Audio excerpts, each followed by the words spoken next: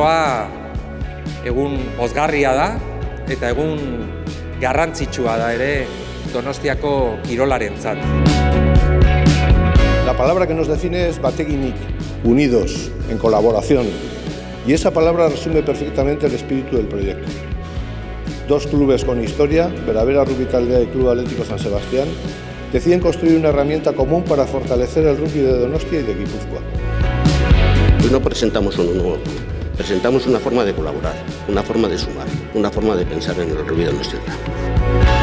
Arro, egon behar gera proiektu handigo baten parte hartzeaz. Proiektu honek aurrera ilusioz begiratzeko eta emakumeen errugbia gehiago ikustarazteko aukera paregabea ematen digu gaurko egunean. Zuei esker, errugbiaren grina daukan gazte batek, mutil neska batek, zuengan topatuko du ate nagusia.